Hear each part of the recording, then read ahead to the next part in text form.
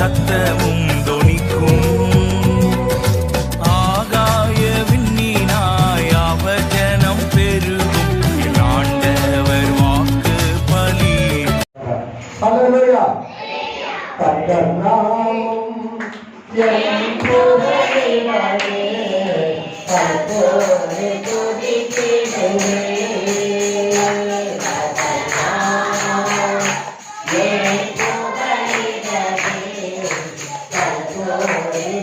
அது நமக்கு எப்படியா இருக்கிறதா? புகழிடமா இருக்கிறதா? அல்லேலூயா. கர்த்தருடைய நாமம் நமக்கு என்னவா இருக்கிறது? புகழிடம், அடைக்கலம். அல்லேலூயா. இன்றைக்கு வாசித்த சங்கீதம் எத்தனை சங்கீதம் வாசிக்க யாருக்கா ஞாபகம் இருக்கா? 66ல 4வது வசனம் படிப்போம். பூமி மீதெங்கும் உம்மை பணிந்து கொண்டு உம்மை துதித்து. அல்லேலூயா. பூமி மீதெங்கும் உம்மை பணிந்து கொண்டு உம்மை துதித்து பாடுவார்கள். அல்லேலூயா. கர்த்தரை துதித்து பாடுவதற்காக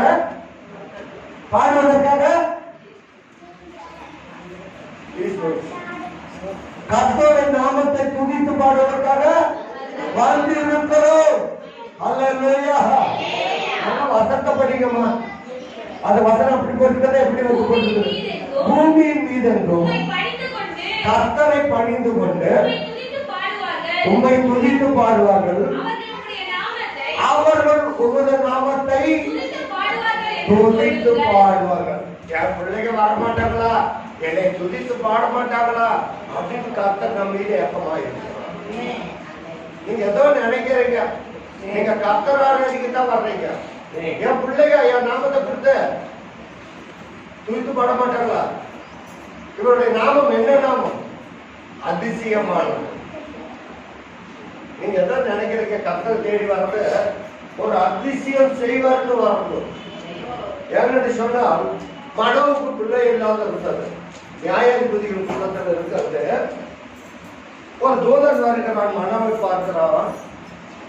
பிள்ளையற்றவர்களா இருக்கிறாங்க. மனோவை பார்த்து சொல்லுகிறான், உனக்கு ஒரு பிள்ளை பாக்கியம் உண்டாக போகிறது என்று சொல்லி மனோவிடத்தில் தூதன் பேசுகிறான். நியாயாதிபதிகள் புத்தகத்தில் 13ஆம் அதிகாரத்தில் இருக்கிறது. நம்மிடத்துல ஆண்டவர் வந்து தூதனை அனுப்பிச்சு பேசுவாரு. தூதனை அனுப்பிச்சு 15வது வசனத்திலிருந்து வாசிப்போம். அப்பொழுது மனோவா கர்த்தருடைய தூதனை நோக்கி, நாங்கள் ஒரு வெள்ளாட்டு குட்டியை உமக்காக சமைத்து கொண்டு வரும் மட்டும். எங்க இருக்கு சொன்னா தாரித்திர இந்த இடத்துலயே உட்கார்ந்துருங்க. உனக்காக ஒரு வெள்ளாட்டு குட்டியை சமைச்சு கொண்டு வர. ஏன்னு சொன்னாக்க அவனுக்கு ஒரு நல்ல காரியத்தை அந்த தூதன் சொன்னார், உனக்கு பிள்ளை பாக்கியம் உண்டாய சுத்தம் என்று சொல்லி. அல்லேலூயா. 16வது வசனம். கர்த்தருடைய தூதனானவர் மனோவாவை நோக்கி, நீ என்னை இருக்க சொன்னாலும் உன் உணவை புசியேன். நீ சர்வாங்க தகனபடி இட வேண்டும் என்று சொன்னால் அதை நீ கர்த்தருக்கு செலுத்துவாயாக. அல்லேலூயா.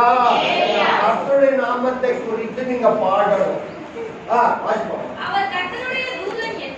அவன் கர்த்தருடைய தூதன் என்று மனோவா அறியாது இருந்ததனால் அப்பொழுது மனோவா கர்த்தருடைய தூதனை நோக்கி,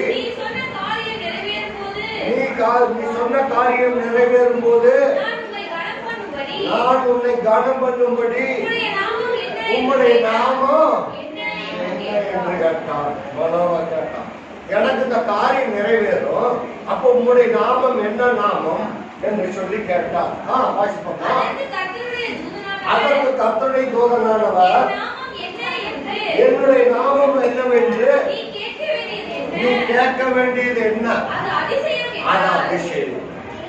அது என்னதுங்க? அவருடைய நாமத்தை துதித்து பாடுனீங்க, உங்களுக்கு அதிசயம் நடக்கும். கர்த்தருடைய நாமத்தை துதித்து பாடுறீங்களோ உங்களுக்கு என்ன நடக்கும்? அதிசயம் ஆரம்பிச்சு. அவருடைய நாமத்தை துதித்து பாடுறீங்களோ உங்களுக்கு அதிசயம் நடக்கும். அவருடைய நாமம் என்ன நாமம்? அதிசயம். அதிசயம் நடக்கும் உங்களுடைய வாழ்க்கையில். அல்லேலூயா. உங்களுடைய வாழ்க்கையில் அதிசயம் நடக்கும்னாக்க கர்த்தருடைய நாமத்தை குறித்து மேன்மை பாராட்டணும். அவருடைய நாமம் இனிதான நாமம். அவருடைய நாமம் அதிசயமானது, ஆச்சரியப்பட வைக்கும். நீங்க ஏதோ நினைச்சிட்டு இருக்கிறீங்க, கர்த்தரை தேடுகிறதுல உங்களுக்கு அதிசயம் நடக்க போகிறது. உண்மையாலுமே சொல்றாங்க, இது எப்படி அதிசயம் நடக்கும்? அவரை துதித்து பாடினால் அதிசயம் நடக்கும். 19வது வாசித்த சங்கீதத்துல 19வது வசனத்தை வாசிப்போம். மெய்யாய் தேவன் எனக்கு செவி கொடுத்தார். ஆனால் தேவன் சொல்லுகிறதுக்கு நான் மெய்யாய் தேவன் எனக்கு செவி கொடுத்தார். உங்களை கூப்பிடுறதுக்கு செவி கொடுக்கிறது யார்தாங்க? அது எப்படியாய் செவி கொடுக்கிறாரோ? உண்மையாய் செவி கொடுக்கிறாரோ? மெய்யாய் தேவன் எனக்கு செவி கொடு. ஒரு ஆபத்து காலத்திலே, ஒரு நோயின் காலத்திலே, நோயின் பிடியில் இருக்கிற பொழுது, ஆண்டவர் நோய்க்கு கூப்பிடும் பொழுது மெய்யாய் தேவன் எனக்கு செவி கொடுத்தார். என் ஜெபத்தின் சத்தத்தை கேட்டார். ஆனால் கர்த்தருடைய பிள்ளைகளே, கர்த்தருடைய சத்தத்திற்கு நீங்க மெய்யாய் செவி கொடுக்கிறது. உங்க ஜெபத்தை கர்த்தர் மெய்யாய் கேட்கிறார். ஆனால் நீங்க என்ன செய்யறதில்ல? அசட்டை பண்ணுகிறீர்கள். உண்மையான சொல்றேன், அவருடைய நாமம் அதிசயமானது. அவரை துதித்து பாடணும். அவரை என்ன செய்யணும்? துதித்து பாடணும். அப்பதான் அதிசயம் நடக்கும். உண்மையான நடக்குமா? விசுவாசிக்கிறீங்களா? நடக்கும்னா நடக்கும். எப்படி என்று சொன்னால் நீங்க விசுவாசிக்கணும். இப்போ இது என்ன இருக்கு? இதுல என்ன இருக்கு? இதுல தண்ணி இருக்கு. இந்த குடுவையில் என்ன இருக்குது? தண்ணி இருக்கு. ஆனா கவனமா கேட்பது எல்லாம் ஏன்னு சொன்னா கர்த்தர் சொல்லுறாங்க மாத்திரம் நான் உங்களுக்கு சொல்றேன். இந்த குடுவையில தண்ணி இருக்கு, நம்ம குடிக்கிறதுக்காக இருக்குது. அதுவும் சுகப்படுத்துறதுக்கு இருக்கு. என்ன இருக்கிறதுக்கு? சுகம் எடுக்கிறதுக்கு உண்டு. ஏன்னாக்க நீர் இல்லாமல் உயிர் வாழ முடியாது. அல்லேலூயா. நீரின்றி அமையாது உலகு. நீர் இல்லாம உலகே அமையாது. இதெல்லாம் இருக்குது. இந்த வார்த்தை நீங்கள் நன்றா கேட்கணும். ஏன் சொல்றேன்? இந்த தண்ணீர்னாலே சுகம் கிடைக்கும். என்ன கிடைக்கும்? சுகம் கிடைக்கும். நம்பணும். கர்த்தருடைய நாமம் அதிசயமானது. யார் சொன்னாக்க இந்த தண்ணீர் வேண்டும் என்று சொல்லி ஆகாருடைய மகனுக்கு தான் நாமரண்டு போயிடுச்சு. அந்த வனாந்தரத்திலே ஐயோ ஆண்டவரை மகன் சாவு கிடக்கிறான் என்று சொல்லி அந்த வனாந்தரத்திலே ஆகாருடைய மகனை பேசுபவர்களுக்கு தண்ணீர் கிடைத்தது. அல்லேலூயா. வனாந்தரத்திலே தண்ணீர் கிடைக்கிறது ரொம்ப கஷ்டம். அங்க அதிசயம் காணப்பட்டது. அல்லேலூயா. அதிசயம் காணப்பட்டது. நம்முடைய வாழ்க்கை வறண்ட நிலையில் இருக்கும் போது கர்த்தருடைய நாமத்தை நாம் கூப்பிடுவோம் என்று சொன்னால் நமக்கு என்ன நடக்கும்? அதிசயம். இங்க பாருங்க, அதிசயம் நடக்கும். அல்லேலூயா. இந்த தண்ணீர்னாலும் சுகம் கிடைக்கும். தண்ணீர் வெல்லாமல் வார்த்தைனாலும் சுகம் கிடைக்கும். அதுதான் அதிசயம். அடுத்து வாசிப்போம். இப்ப தண்ணீர்னாலே ஒரு சுகம் கிடைக்காது. 2 ராஜாக்களின் புஸ்தகம் 5ஆம் அதிகாரம் சீக்கிரமா எடுத்து வாசிப்போம். 2 ராஜாக்களின் புஸ்தகம் 5ஆம் அதிகாரம் 1வது வசனத்திலும் சீக்கிரமா சீரிய ராஜாவின் படைத்தலைவனாகிய நாகமான் என்பவன் தன் ஆண்டவனிடத்தில் பெரிய மனுஷனும் எண்ணிக்கை உள்ளவனுமாய் இருந்தான். அவனை கொண்டு கர்த்தர் சீரியாவுக்கு ரட்சிப்பை கட்டளையிட்டிருந்தார். அல்லேலூயா. இந்த படைத்தலைவர்களோட எல்லா இடத்திலும் ஜெயிச்சு இவர் இந்த நாட்டுக்கு ரட்சிப்பை கட்டளையிட்டிருந்தார். யாருக்கு? நாகமான் மூலியமாக. வாசிப்போமா? பராக்கிரமசாலியாகிய அவனோ. யாரு பராக்கிரமசாலி? யாரு? நாகமான். பராக்கிரமசாலியான அவனோ குஷ்டரோகியாய். கத்திரிக்காய் நல்லா தான் இருக்குது. கத்திரிக்காய் வெளியில பார்த்தா நல்லா தான் இருக்குது. அறியும் பொழுது குழம்புக்கு அரைச்சி போடும் பொழுது உள்ள பார்த்தா புழு உள்ள போற சொத்த. இங்க பராக்கிரமசாலியா தான் இருந்தோம். அப்புறம் வேண்டாமாயிடுச்சு. அவன் குஷ்டரோகியாய் இருந்தான். அவன் நோயாளியாய் இருந்தான். குஷ்டரோகியாய் இருந்தான். அவன் படைக்கு தளபதி தான். அவனை கொண்டு ரட்சித்தவர் தான். ஆனாலும் அவனுக்கு என்ன இருந்தது? குஷ்டரோகியாய் இருந்தான். அவன் எவ்வளவு மனமடிவுக்குள்ளாய் இருப்பான். அவனுக்கு எவ்வளவு கேவலமாக இருந்திருக்கோ, அவன் எவ்வளவு அனுபவிக்கப்பட்டு இருப்பான், அவன் எவ்வளவு வேதனைப்பட்டு இருப்பான்.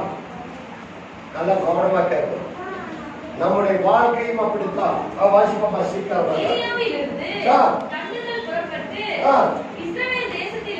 இஸ்ரவேல் தேசத்திலிருந்து ஒரு சிறு பெண்ணை, சிறு பிள்ளையை சிறைபிடித்து வந்திருந்தார்கள். அல்லேலூயா, அல்லேலூயா. இந்த தண்டுகள் படைகள் இஸ்ரவேல் தேசத்திலே சண்டைக்கு போயிட்டு அங்க ஒரு சிறு பிள்ளையை பிடித்து அடிமைப்படுத்தி கொண்டு வந்திருந்தார்கள். வாசிப்பாப்பா. அவர் நாகமானின் மனைவிக்கு பணிவிடை செய்து கொண்டிருந்தார். யாருக்கு பணிவிடை நடத்திருந்தார்? நாகமானுடைய மனைவிக்கு இந்த சிறு பிள்ளையை இஸ்ரவேலிலிருந்து கூட்டிட்டு வந்த அந்த அடிமை பெண்ணை, அடிமையாக கூட்டிட்டு வந்த பெண் வேலை செய்து கொண்டிருந்தார். வீட்டு வேலை.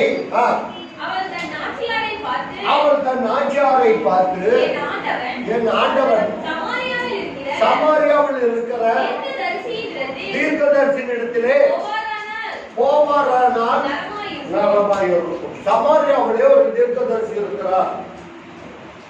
இந்த அப்பா பண்ணையில சர்ச்சை இருக்கிறது போல சமாரியா தேசத்துல ஒரு தீர்க்கதரிசி இருக்கிறார். அந்த தீர்க்கதரிசியை போய் பார்ப்பாரானால் நலமாய் இருக்குன்னு சொல்லிட்டு இந்த சின்ன பிள்ளை சொல்றது ஒரு சுவிசேஷம் அறிவிக்கிறது. யாருக்கு? இந்த படை தளபதிக்கு அறிவிக்கிறது நாகமானுடைய மனைவி சொல்லுங்க. அதற்கு நாகமான் மனைவி என்ன சொல்றாரு வாசிப்போம்.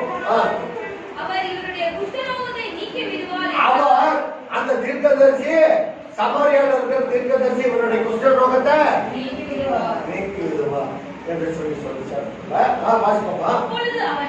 அப்பொழுது அவன் போய் இஸ்ரவேல் தேசத்து பெண் இன்னொரு பிரகாரமா சொல்லுகிறது என்று சொல்லி தன் ஆண்டவனிடத்தில் அறிவித்தார். அப்பொழுது சீரியாவின் ராஜா நல்லது போகலாம். ஆலயத்துக்கு போகிறது சொல்லுங்கள, ஆலயத்துக்கு போகிறது அப்படிங்களா? ஆலயத்துக்கு போகிறது நல்லது. கொடியேற்றத்துக்கு போறது நல்லது. அப்படியா?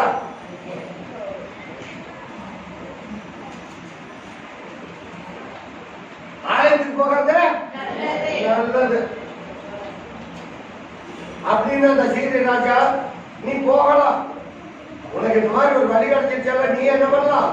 போகலாது நல்லது. போகலாம். இஸ்ரவேலின் ராஜாவுக்கு நான் ஒரு நிருபம் எழுதி தர்றேன். இஸ்ரவேல் ராஜாவுக்கு நான் என்ன செய்ய போகிறேன்? ஒரு நிருபம் எழுதி தரேன். இது போல என் பட தளபதியை புஸ்தகம் முடிச்சிருக்கிறான், அதனால நான் அவனை உன்னிடத்துக்கு அனுப்பித்தரேன். அந்த தீர்க்கதரிசியை கூட்டிட்டு போய் அவனுக்கு சுகத்தை வாங்கி கொடு அப்படின்னு சொல்லிட்டு நான் ஒரு நிருபத்தை கொண்டு கொடுன்னு சொல்லிட்டு சொல்லலாம். வாசிப்பாங்க.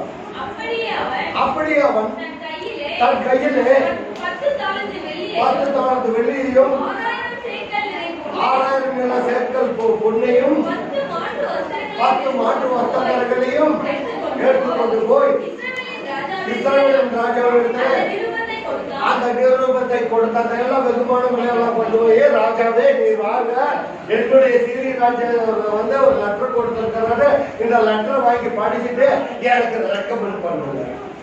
எனக்கு என்ன பண்ணணும்? ரெக்கமெண்ட் அப்படின்னு சொல்லிட்டு கொண்டே கொடுக்கலாம். வாசிப்போம். அதிலே இந்த நிருபத்தை உம்மிடத்தில் என் ஊழியக்காரனாகிய நாகமான் கொண்டு வருவான். அந்த தேவதூதனை அனுப்பிச்சு, ஆண்டவரே மனோவுக்கு உனக்கு பிள்ளை பாக்கியம் உண்டாயிருக்குன்னு சொல்லி சொன்னான். நீ யாரு, உன்னுடைய நாமம் என்ன? அது அதிசயமா. இங்கே அப்படிதான் அதிசயம் நடக்க போகுது. வாசிப்போமா? கொண்டு வருவான். நீ அவனுடைய குஷ்டரோகத்தை நீக்கிவிட அவனை உம்மிடத்தில் அனுப்பிவிடுகிறது என்று சொல்லி அந்த லெட்டர்ல எழுதியிருக்கிறது. உடனே அவனுக்கு பித்து பிடிச்சிட்டு பைத்தியம் பிடிச்சிச்சு. யாருக்கு? இஸ்ரவேல் ராஜாவுக்கு. வாசிப்போமா? இஸ்ரவேலின் ராஜா அந்த நிருபத்தை அந்த லெட்டரை வாசித்த போது அவன் தன்னுடைய வஸ்திரங்களை எல்லாம் கிழிச்சுட்டான்.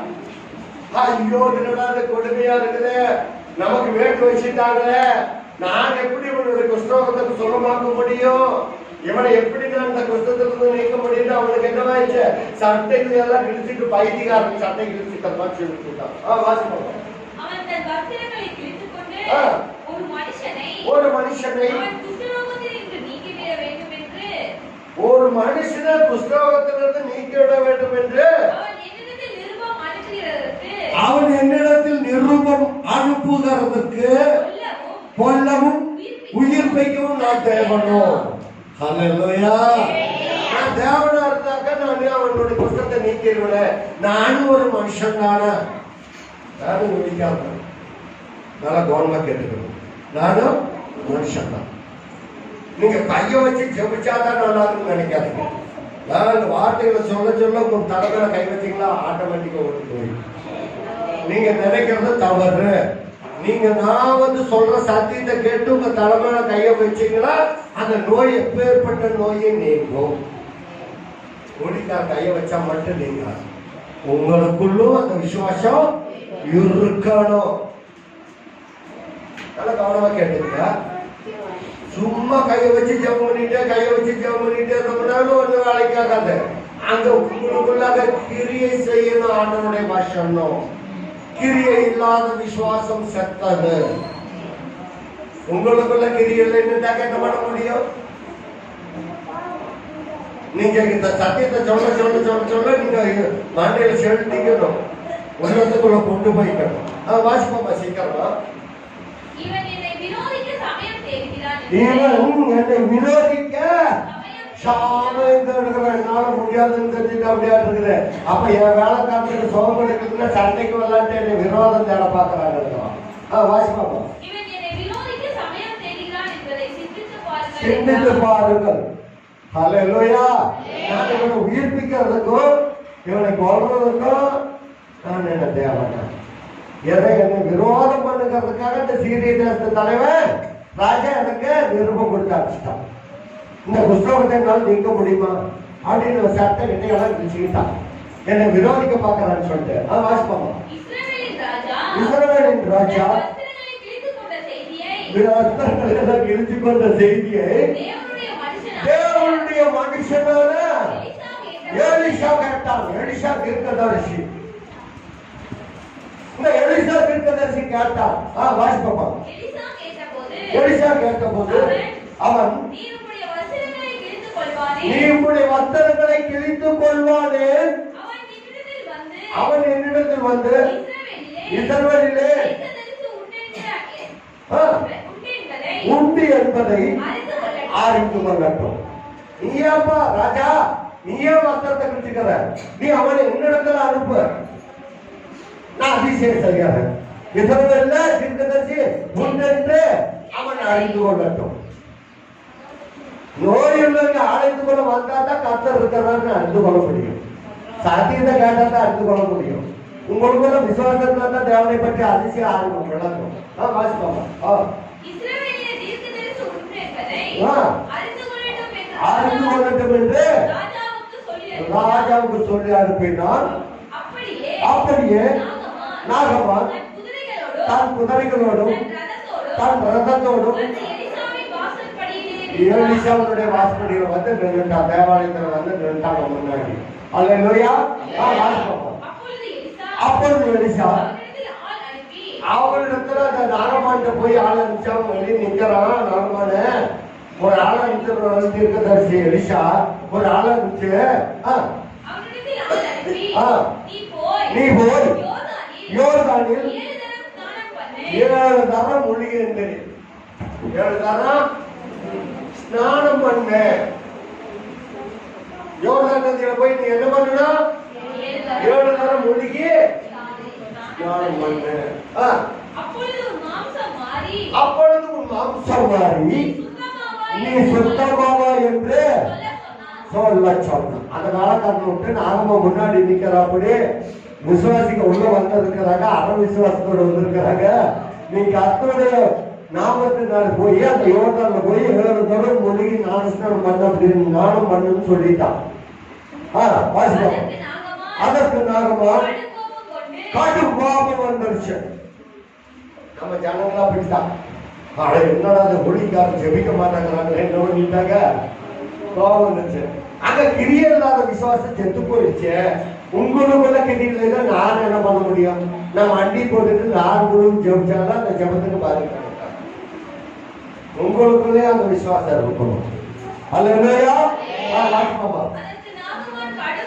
கடும் கோபம் கொண்டு புறப்பட்டு போய் அவன் வெளியே வந்து நின்று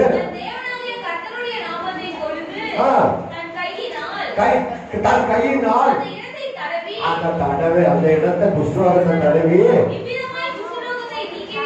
இவ்விடத்தினால் அவன் குஷ்டரோகத்தை நீக்கி விடுவான் என்று சொல்லி இருந்தேனே. அல்லேலூயா. இந்த மனுஷன் நீ போய் யோர்தான்ல மூழ்க சொல்றானே, இந்த மனுஷன் அவனுடைய தேவனுடைய நாமத்தை துதித்து இந்த ஊழிக்காரன் தீர்க்கதரிசி என்ன செய்யணும்? என்னை வந்து தடவி கொடுத்து சூக்கெடுப்பான்னு இருந்தனே. இவன் நோயிட்டான். அவன் என்னை தொட்டு கூட பார்க்கலாம். என்னை போய் யோர்தான்ல போய் முழுங்கினா சொத்தமாயிரும் சொல்றான் அப்படின்னு சொல்லிட்டு இயேசு 40 சோகோடு போய் நோய் கொடுத்தா மட்டும் போகாது. இயேசு 40 போர் வார்த்தை சொன்னா கூட போகும். தொட்டுதான் உன் தலையை தொட்டுதான் இயேசு 40 போ பிசாசு போகாது. இங்க உட்காந்து பிரசங்கம் பண்ண போகும். இங்க உட்காந்து பிரசங்கம் பண்ண நோய் நீங்கும். இங்க உட்காந்து பிரசங்கம் பண்ண நீங்க அந்த வசனத்தை கேட்க கேட்க கேட்க அற்புதம் நடக்கும். இந்த வசனத்தை கேட்க கேட்க கேட்க கேட்க அதிசயம் நடக்கும். உங்களுக்கு விசுவாசம் இல்லைன்னா நான் ஒண்ணும் பண்ண முடியாது.